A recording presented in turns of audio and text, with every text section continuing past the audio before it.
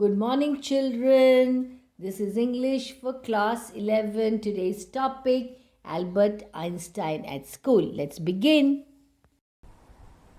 Who asked for the Einstein theory of education and how?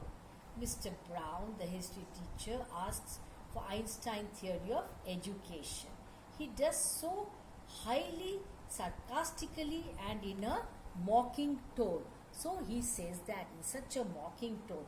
So obviously mocking tone means it will make one very, very angry. Now the third question. What is Einstein's view about education? How far do you agree with it? So what's his view? What does he think about it? For Einstein, ideas are important and facts do not matter. He considers learning the dates of battles or the details about victorious army is meaningless. He says it is of no use. Why should I by heart all these dates and all these things? Whenever required, I can read it. I can pick up a book and read. He's more interested in the causes that led to the soldiers to kill each other. He wanted to know the reason. Why that battle happened? Why that war happened? Why were the soldiers killed? Not when. He wanted an answer for only why, not when. Next, how did the history teacher react to Albert's replies? Will a modern student agree with the teacher? Why or why not? Yes, history teacher felt amazed as well as annoyed at Albert's stubbornness. According to the teacher, he was stubborn, but was he really? No. It was because Albert challenged all the established norms of attaining knowledge. Modern students do not agree with the history teacher's view. What is that? No. Learning dates is useless. Education is not a mere acquisition. Acquisition means acquiring of knowledge, of certain facts. Their verbatim reproduction. Learn and go and write it. Learn, go and write it in the exam. That is verbatim. Why did Albert see no point in learning dates and facts? Yes, dates and facts are parts of knowledge which are content based, only content based, which he does not like. Yes, that means it is only content based. You learn something, go and write it in the exam, over.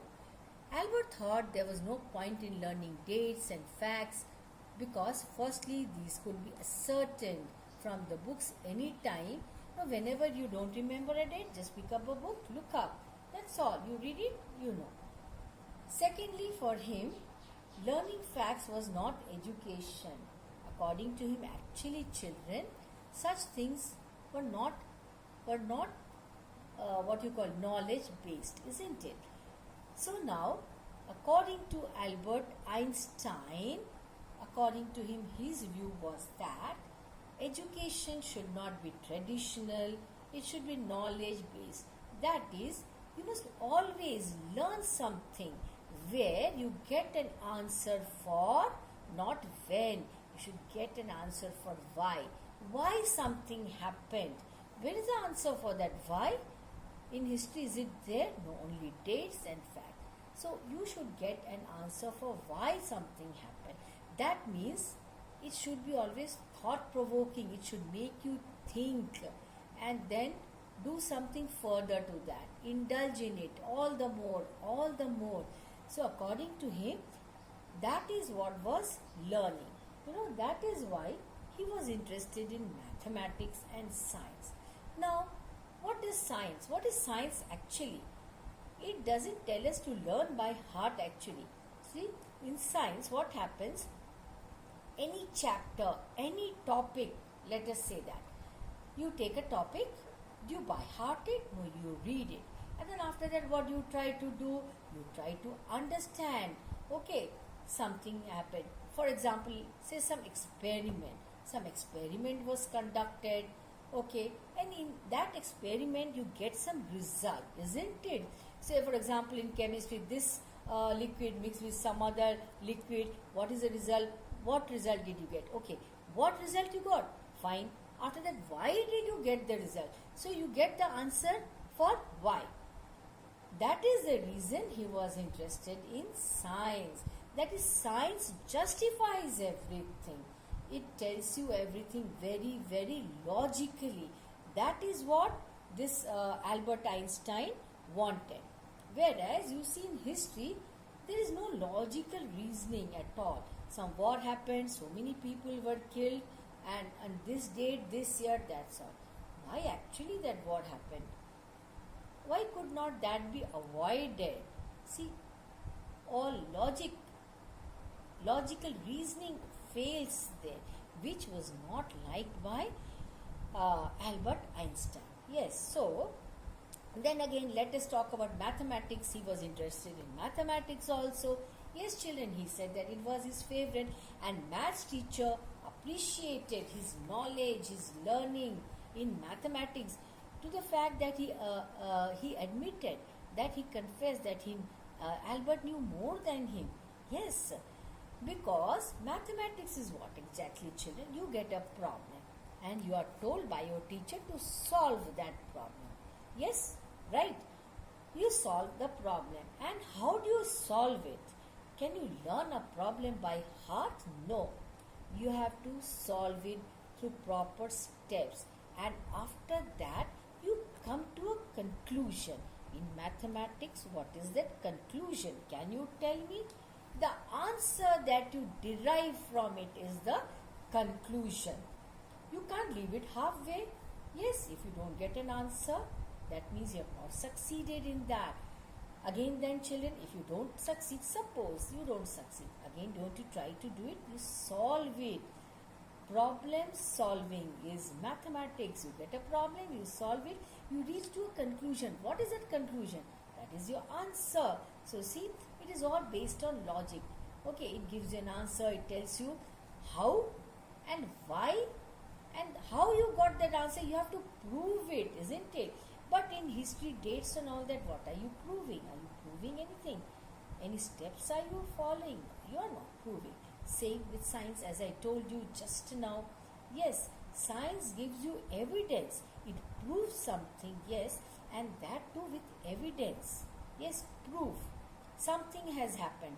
Like I told you, this liquid mixed with this, acid mixed with this, gives you some result. Okay, you have mixed it. Why did you mix it? You have to give an answer for that, and you got some result. You get some result. Yes, you have to get it. And then don't you explain why you got that result. So for everything you have an answer, and in that process you learn so many things. Yes, so you are getting some knowledge in that, and that knowledge is, that type of education is actually, what is it? Knowledge based education.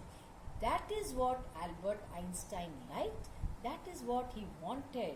Not something just close your, like something like, close your eyes, learn it, that's it, end to that. Don't take interest. Does it give you any interest? No. You have to find out why, more and more and more and more. Yes, some other things. Keep finding out why, how. If you don't get an answer, again try to find out. Till the time you get that answer, you cannot rest in peace. So that is what is science. That is what is mathematics. And it tries to excite your interest also. Yes, and that enhances your knowledge also. There is no doubt about it. So this is what we call knowledge based education, and this is what Albert Einstein wanted. That is why he always had arguments with his teachers. Yes, so children, go through all that I taught you. Write down, read, learn. Yes, you can add your own points. Why not? And you can tell me that these are the points that you have added. What do you understand of Einstein's nature from his conversations with his history teacher, his mathematics teacher, and the head teacher? What do you understand about him, about his nature, I mean to say? Let's have a look at the answer now. So let's have a look at the answer. Yeah. Exchanges between Einstein and history teacher show that Einstein is honest and truthful.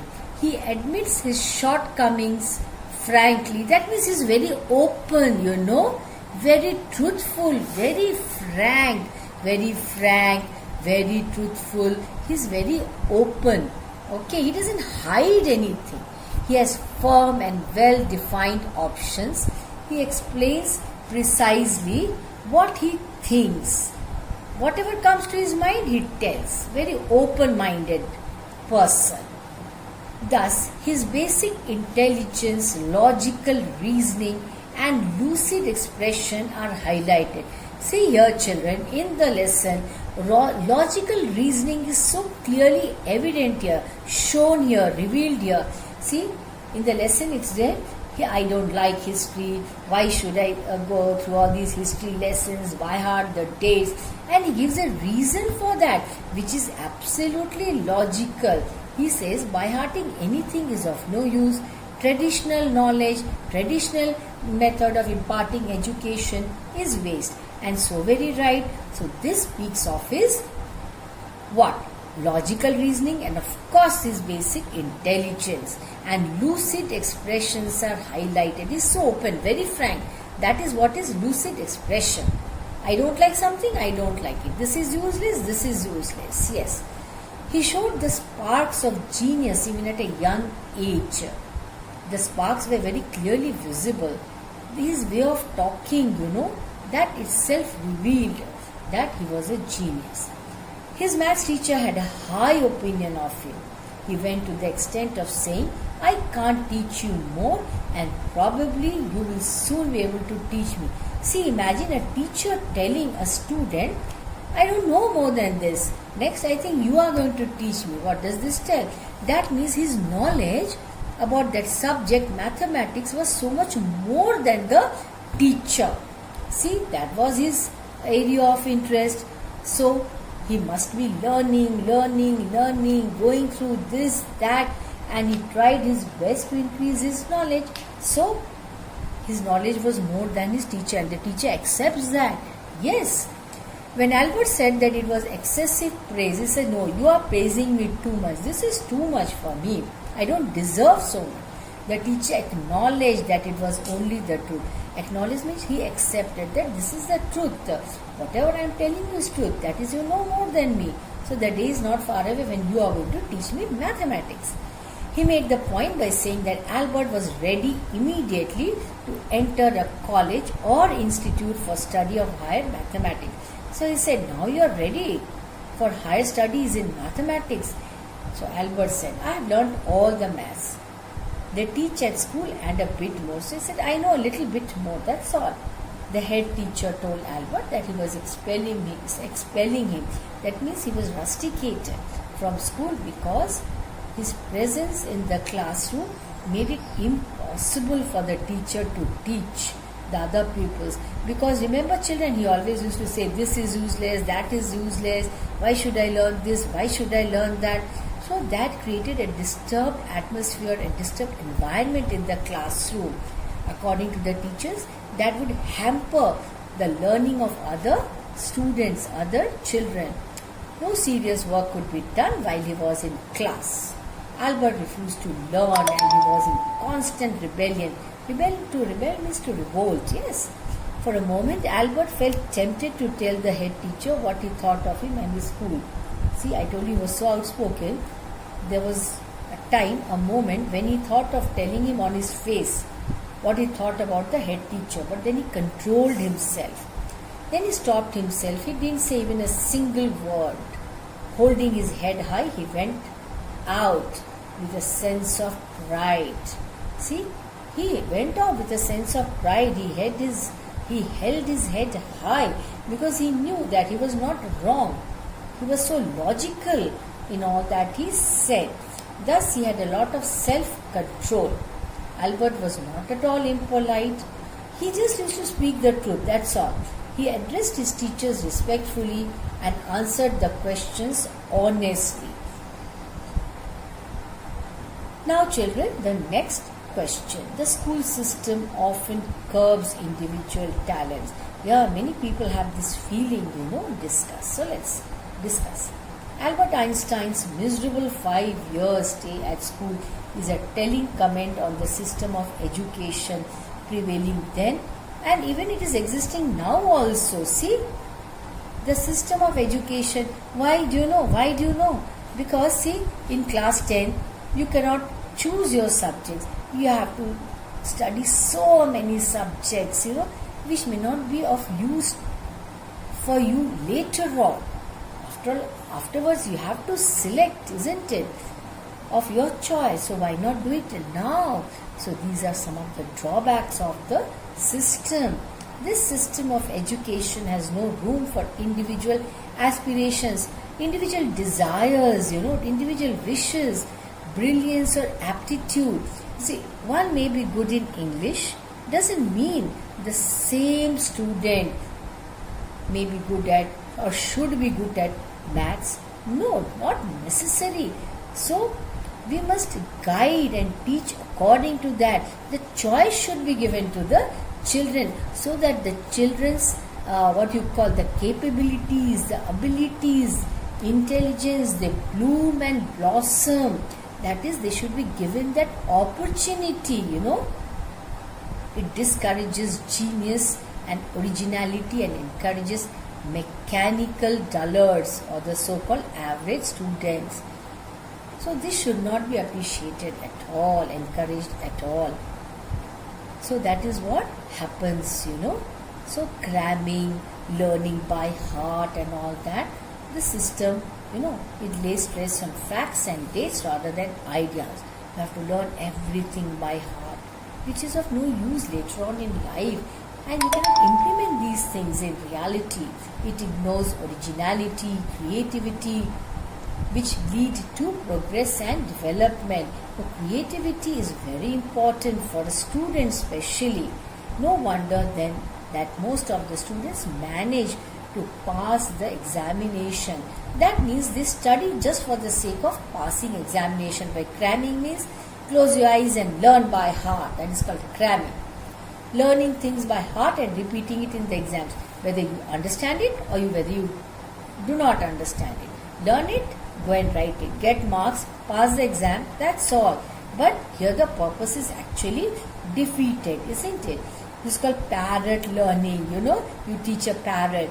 Say, Amar, Amar, Amar, Amar. It doesn't know who is Amar, what is Amar, what does it mean. So blindly it repeats. That is called parrot learning. Or learning without understanding. I told you, doesn't know what it means. Why the person has to say that, learn all that, but blindly keep learning. This may help to get the diploma but fails to enrich the mind or inculcate ideas.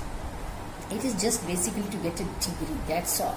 But education actually is nil there in such a case. Knowledge, I mean to say. Okay. Now, the teachers and authorities insist on discipline and conformity. The history teacher and the head teacher are sticklers for rules,